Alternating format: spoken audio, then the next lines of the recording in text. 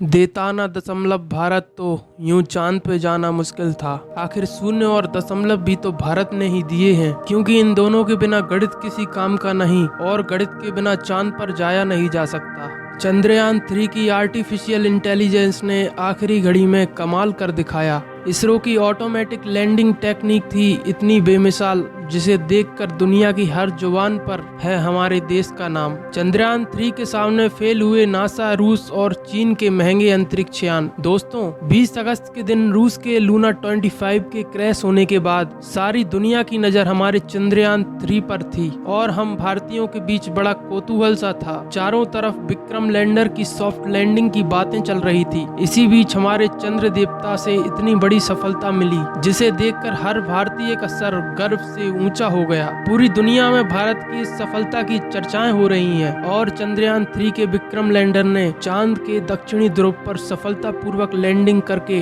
ऐसा कमाल कर दिखाया है जो अमेरिका, रसिया और चीन जैसे बड़े बड़े देश भी नहीं कर पाए। तो कैसे थे इस मिशन के आखिरी 20 मिनट? कैसे चंद्र मिशन में विक्रम लैंडर ने सफलतापूर्वक लैंडिंग की? जानने के लिए चलते हैं चंद्रमा के इस रोमांचक सफर पर। दोस्तों, 23 अगस्त के दिन पूरे भारत में डर का माहौल था और जैसे जैसे शाम करीब आ रही थी, हम सभी की धड़कनें तेज होती जा रही थी, क्योंकि इसी शाम चंद्रयान 3 की सॉफ्ट लैंडिंग होने वाली थी। इसरो के वैज्ञानिकों की अग्नि परीक्षा होने वाली थी। इसलिए शाम के 5:20 पर जब इसरो ने चंद्रयान 3 की लैंडिंग का लाइव टेलीकास्ट शुरू किया, तो 150 करोड़ भारतीय अपने मोबाइल और टीवी स्क्रीन के सामने दिल थाम कर बैठ गए और सभी उस पल का इंतजार कर रहे थे जब विक्रम लैंडर की सॉफ्ट लैंडिंग होने वाली थी। इंतजार की इन घड़ियों में हर एक पल 1 घंटे के जैसा लग रहा था, लेकिन आखिरी में वो पल आ ही गया जब विक्रम लैंडर की लैंडिंग शुरू हो गई। इसे देखने के लिए भारत ही नहीं, पूरी दुनिया के लोगों में उत्साह था। तो आइए चलते हैं। शाम करीब 5:45 का समय था। चंद्रयान 3 अपनी कक्षा में लैंडिंग की तैयारी करते हुए 6048 किलोमीटर की रफ्तार से आगे बढ़ रहा था। तभी इसरो के मिशन ऑपरेशन कॉम्प्लेक्स में बैठी इसरो की टीम और इसरो के चीफ एस सोमनाथ ने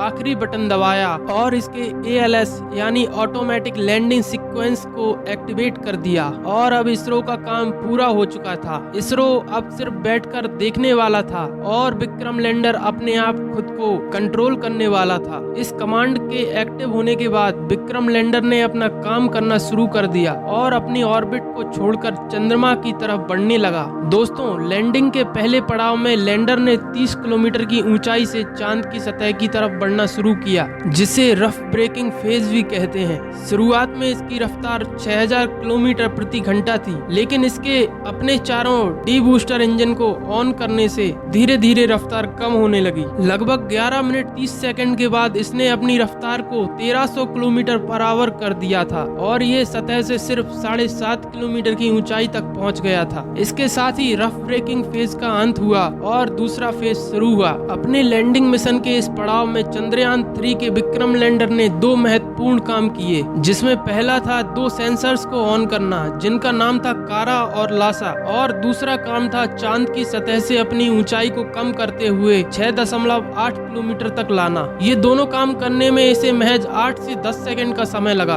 और अब शुरू होता है तीसरा फेज, जिसे हम फाइन ब्रेकिंग फेज भी कहते हैं। यह तीसरा पड़ाव चंद्रयान की सफल लैंडिंग के लिए बहुत जरूरी था, क्योंकि इसी चरण में चंद्रयान 2 का लैंडर डगमगाया था और चंद्रमा की सतह पर गिरकर तबाह हो गया था। यही समय सबसे ज्यादा संवेदनशील था, जब इसरो के मिशन ऑपरेशन कॉम्प्लेक्स में सन्नाटा छाया हुआ था और इसरो के वैज्ञानिकों के लिए ये कुछ मिनट सदियों जैसे लग रहे थे। लेकिन फिर भी हमारे चंद्रयान 3 ने इस पड़ाव को बड़ी कुशलता से पार कर लिया और इतिहास रच दिया। इस पड़ाव में विक्रम लैंडर ने अपनी पोजीशन को न सिर्फ हॉरिजॉन्टल से वर्टिकल किया, बल्कि अपनी ऊंचाई को 6 किलोमीटर से 800 मीटर तक भी लेकर आया। और इस पड़ाव के अंत में लैंडर की रफ्तार 0 हो चुकी थी और लैंडर चांद की सतह से करीब 800 मीटर ऊपर उड़ रहा था। लेकिन अब लैंडर ने अपने आखिरी पड़ाव में एंट्री ले ली, जिसे वर्टिकल डिसेंट फेज कहते हैं, और लैंडर धीरे धीरे आगे बढ़ते हुए सफलतापूर्वक 150 मीटर की ऊंचाई तक पहुंच गया। इसने अपने 4 में से 2 इंजन बंद कर दिए। ये समय था जब हर भारतीय चंद्रयान 3 की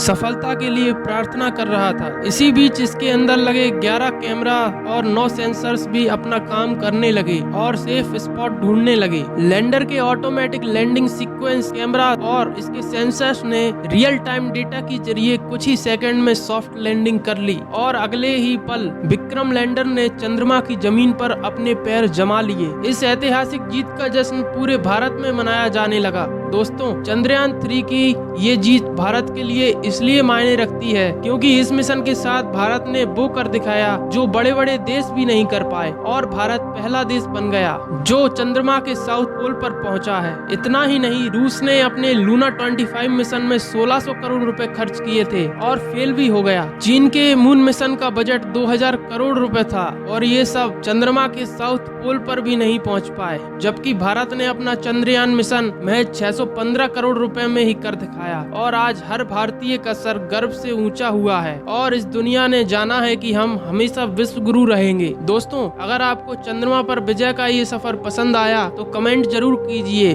और अगर आप अपने भारत देश पर गर्व करते हैं तो इस वीडियो को लाइक भी कीजिए, और चंद्रयान 3 से जुड़े हुए लेटेस्ट अपडेट के लिए हमारे चैनल को सब्सक्राइब भी कीजिए। जय हिंद।